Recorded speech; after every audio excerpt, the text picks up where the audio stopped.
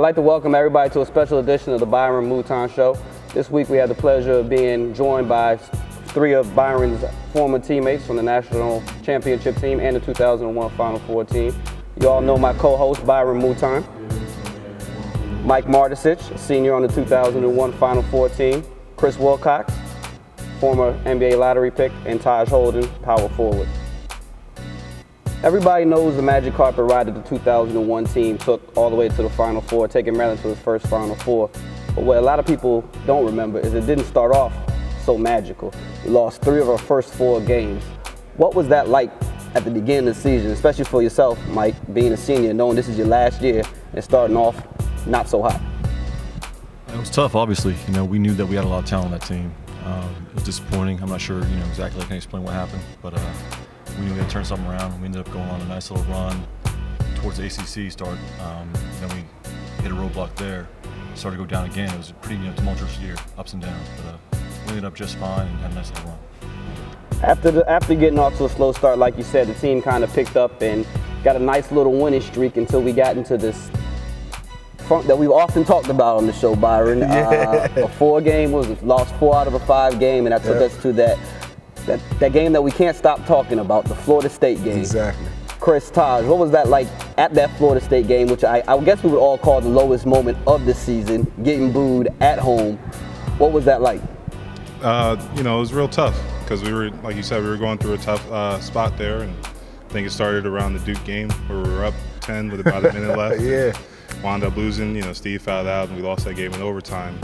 From there, we really didn't get over that game until after the Florida State game. Yep. So it was going into the Florida State game is one of those things where we said, probably a must-win for us at that time, and we put a lot of pressure on ourselves to win that game, and we weren't successful, but we really didn't let that define us. And we came back the next day and had some fun in practice and went on a nice little run from there. We've all had Mouton share time and time again about the Duke game. Let me hear a couple of you guys. What were your thoughts after that Duke game or during that Duke game, watching it just unravel like that? I think during the last minute of that game, we all knew that the game was over. Like, okay, yeah, we won. And then all of a sudden, this guy, we don't say no names, come down, hit all these threes and all this, and it felt like we gave up. And then after that, like they said, it kind of took the fight out of the dog. We couldn't really bounce back, and we couldn't move on from that point. Then the Florida State game really just killed us, and then after that, I think we all grew up. Those were games that we had to grow from, and we grew up, and after that, we was all on the same page. Things started clicking. We started working harder, practicing, and things started, coming together for us. And I think that's really what we needed, for us to lose them games to define who we were. Yeah. Yeah, and I was telling Mark, my down low moment is when I never ever will forget this, when we lost to Florida State and the point guard, I don't know his name, jumped on the stage, on the scores table and started waving his jersey, and that was the moment. And then we walk into the locker room, everybody's head down, and everybody's booing us, fire Coach Williams. And I told him, man, when I got in the locker room, man, I'm a man, and I have no problem saying this, I was in the locker room crying. And that was the download of my career. In that moment on, I would say that I would never ever let this happen to, our team, to myself, and to our fans, never again. And from that moment on, we came like Coach A, and Wilcox was saying that, from that day forward, every practice was a dogfight from the red team and the black team. We were just fighting every day, man. We say we're never gonna let this happen again. And that's probably what took us to that next level. I'm not sure if we all remember, but the next day we had a meeting. Yeah. And we talked about, recommitting ourselves. Yeah. That practice, after that meeting, was great. We were really going at it. All it really was just, it was a recommitment for everybody. Yeah. It's just kind of, we had a little bit of fun for a couple of days. We worked our butts off. And it's like, okay. We went out there the next, I think it was Wake Forest. We played at Wake. Oh, man. We gave it to them. We were having fun, and it's just, have some joy again playing basketball. Exactly. Then you went to Duke. I think he busted my lip at practice. I remember that. Remember I had to go get stitches and Garrett said the ball went down. I said, tell her hurry up. I don't remember that, but I remember, everyone trying pretty hard at that practice. Exactly. Going Very on a nice hard. little run after that. My bad. I remember that, my bad. Yeah. So after that, things pick up, like you said, a huge win against Wake Forest, Yeah. go to Duke and win at Duke by double digits, which is always tough. And then things just started rolling. At what point did you guys realize like something special is about to happen? Well, I think it was probably that Duke game. Yep. You know, I believe that was their senior night.